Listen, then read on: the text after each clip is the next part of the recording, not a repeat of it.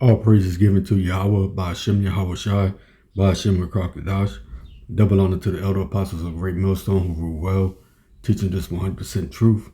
Shalom and salutations to the hopeful elect, beginning with the 144,000 and the rest of the men, women, and children. I'm your brother Magun Shalamar.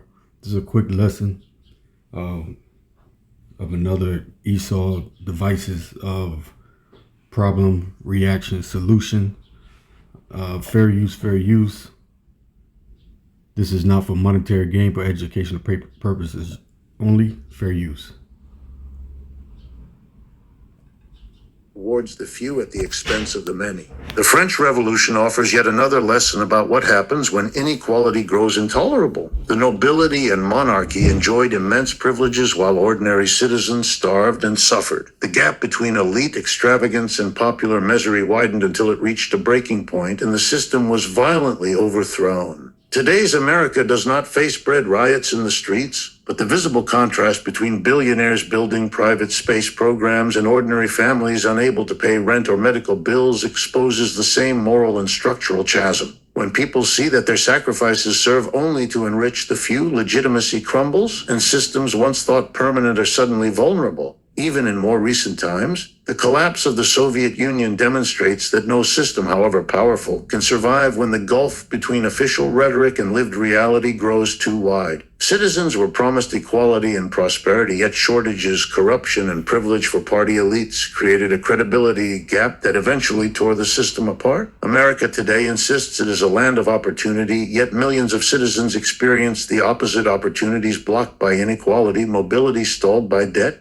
and prosperity concentrated at the top. When the story told by leaders no longer matches the experience of the people, disillusionment takes hold and the seeds of collapse are planted. The warning that America is not immune is not rooted in abstract theory, but in these repeated historical cycles. Inequality corrodes trust, undermines institutions, and destabilizes societies, and no nation has proven itself immune to these forces. Believing that modern America is somehow different, that technology, financial markets, or political rhetoric can insulate it from the consequences of inequality is a dangerous delusion. Every society that has allowed disparities of wealth and power to grow unchecked has eventually paid the price, whether through collapse, revolution, or transformation into something fundamentally different. America's growing inequality, visible in every statistic from income distribution to life expectancy, suggests it is walking a well-worn path. And the idea that it will escape the fate of Rome, feudal Europe, or revolutionary France is not supported by history but contradicted by it. The visible warning signs of America's deep economic problems are becoming harder and harder to ignore, even as political leaders and corporate media insist that the economy is strong. Homelessness has risen in cities that are home to billion-dollar skyscrapers, reflecting the contradiction of extreme wealth existing alongside widespread deprivation.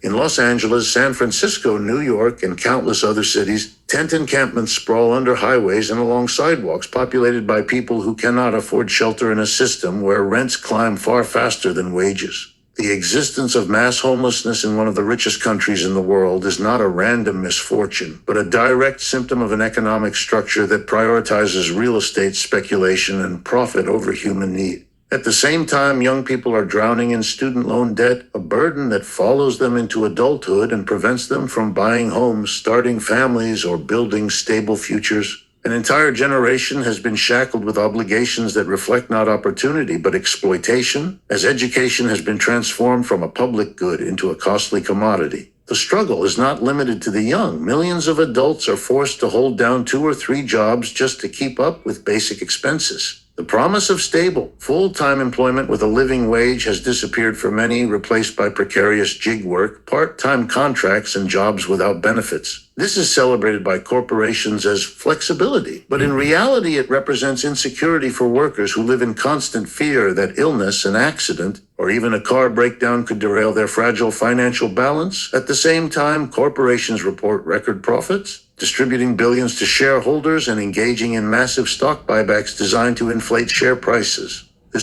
And these are the top banking elites of the small hats. They control the economy.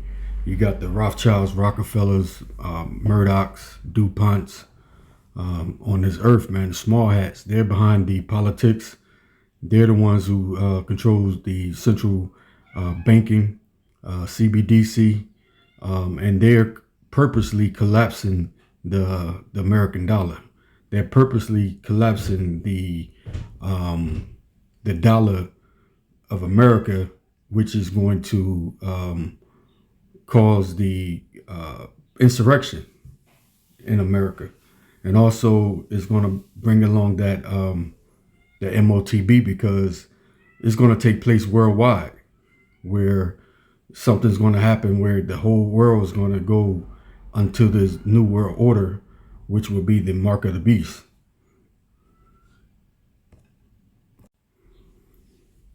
And we know that mark of the beast is the micro C-hip, in order to perform any type of buying, selling. You're going to have that chip have to be placed in your hand or your forehead, right, in order to buy or sell. Rich or poor, free and bond, small or great, across the whole entire world. So this is why it's happening. This is Revelation chapter 12, verse 12. It says, "Therefore rejoice, ye heavens, and ye that dwell in them. Woe to the inhabitants of the earth," right? Because who's on top right now? Esau, Edom, and the rest of the other nations are underneath him. But Esau, Edom is at the top. He's in his heaven. This is their rulership on this earth.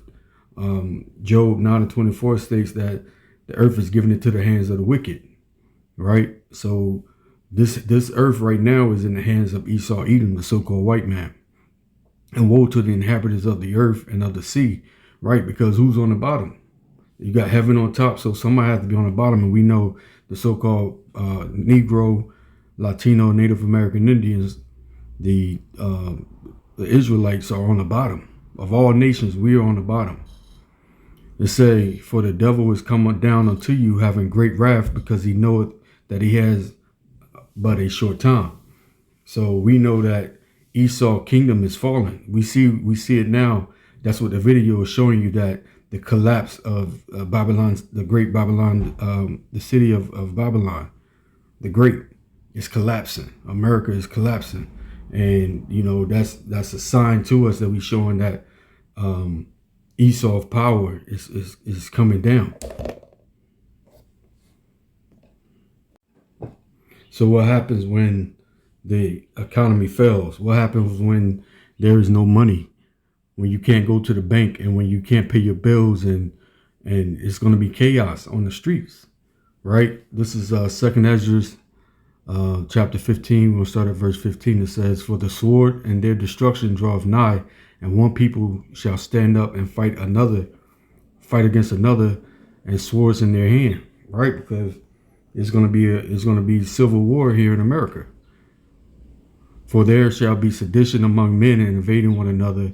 They shall not regard their king nor princes, and the course of their actions shall stand in their power," right? Because when Jake can't eat, and when the rest of these heathens in America can't eat, right, it's going to be evading one another. If they know you got food in your house, guess what? They coming, and they coming with their weapons to take it, right?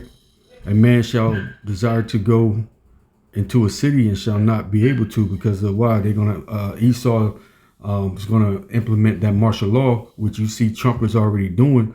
He's showing you a glimpse of what he's doing as far as putting troops on the ground. He putting them boots in the cities of Democratic city they call safe cities, you know, and taking over with military. Verse 18, "For because of their pride, the cities shall be troubled, the houses shall be destroyed, and the men shall be afraid," right? And you know, the great millstone, the men of great millstone, beginning with the apostles on down, you know, the prophets there teaches that this insurrection is coming. This insurrection is going to take place, man, and that it's going to be, you know, the time of Jacob's trouble. And none of the other Israelites camps, and you know, them pork eating parishes is not saying it in their churches about this Jacob's trouble is coming. "A man shall have no pity upon the neighbor, but shall destroy their houses with the sword, and spoil their goods because of the lack of bread, and for great tribulations," right? And see, this is the time that you know, we're living in the grace period where we should be calling upon the true name of the Heavenly Father's name is Yahweh. Yah is He, Hawa means to be or he exists. The Heavenly Father Yahweh is the Ancient of Days. He's been here. He always been here. He has no creation. He has no end. And his only begotten son name is Yahweh Shah HaMashiach. Yah is he. Hawa Shah means he saves, or he is the deliverer of his people. Who is his people? The Israelites, the 12 tribes of Israel. So this tribulation is coming, man, and you see the writing is on the wall.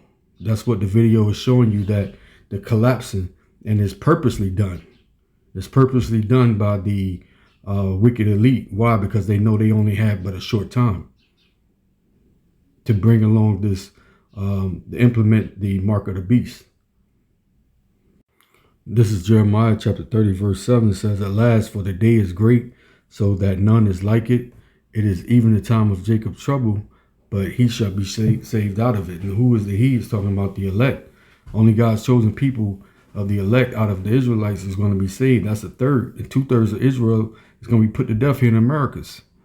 Because we are here in the Americas, from Canada all the way down through, South America. We are here compressed together in America, man. So the only the third is going to be saved up out of here, which is the elect, who call upon the true name of the Heavenly Father Yahweh and His only begotten Son Yahweh Shah HaMashiach. This trouble is real, man. We seeing it brewing now. It's you see what they're doing to the northern tribe. Trump already got the boots on the street, taking them out of the streets and sending them to wherever they want to send them, to these concentration camps, to third world countries. And now they're doing it to the southern tribe, beginning with Benjamin and Levi. And they coming for Jake too, coming for Judah as well. So-called Negroes in America, who they call the undesirables. And it's going to be all of us, everybody. Like Apostle Ramallah said on his last video, that this is just to get it started. This is just to implement it. But this system is going to be in place for the whole, everyone, not just the Israelites, but for everyone, right, who buck up against the system.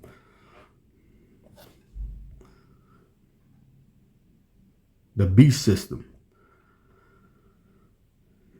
This is Habakkuk chapter 2, verse 3. It says, "For the vision is yet for a appointed time, but at the end it shall speak and not lie. Though it tarry, wait for it, because it will surely come.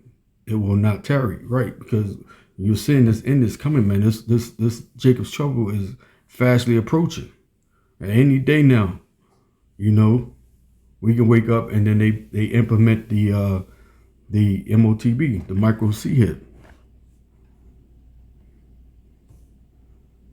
This is Luke chapter 12.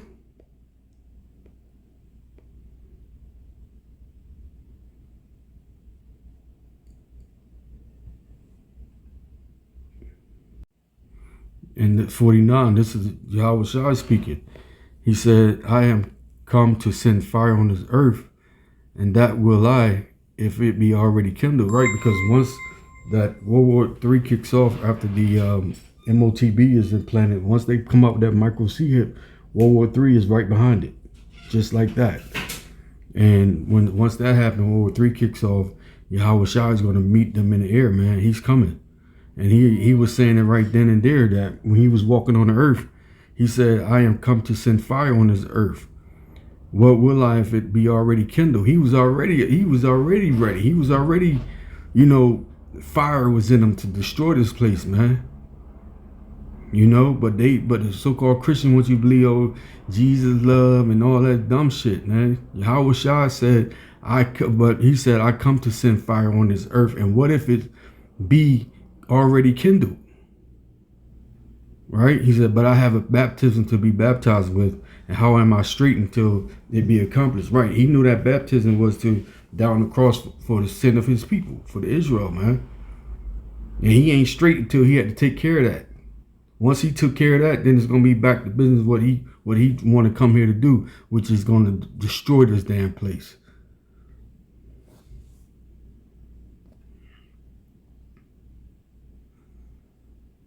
This is Isaiah chapter 66, verse 15. It says, "For behold, Yahweh Bashem Yahweh Shai will come with fire and with his chariots like a whirlwind, to render his anger and fury and his rebuke with flames of fire. You see that fire that was kindled? Well, this is the fire he's coming back with them chariots, man, and with the ICBM missiles being bathed in the spirit of Yahweh. But Yahweh Shah is coming back with that pure fire from them chariots, and he's going to destroy this place in America, man. America is going to become that lake of fire. Verse 16, for by fire and by the sword will the Yahweh, Bashem Yahweh Shah, plead with all flesh. And that word plead means to judge. And the slain of Yahweh Bashem Yahweh Shah shall be many. You see that? So he's going to destroy, he's going to do a whole bunch of killing, man, when he returns on this earth. You know? So don't take that chip. Don't take the micro C-hip. With that, hope you was edified. Call halal Yahweh by Shem Yahweh Shai by Shem Krokadash. Hope you was edified. Double honors to the elders, apostles, great millstone. Shalom.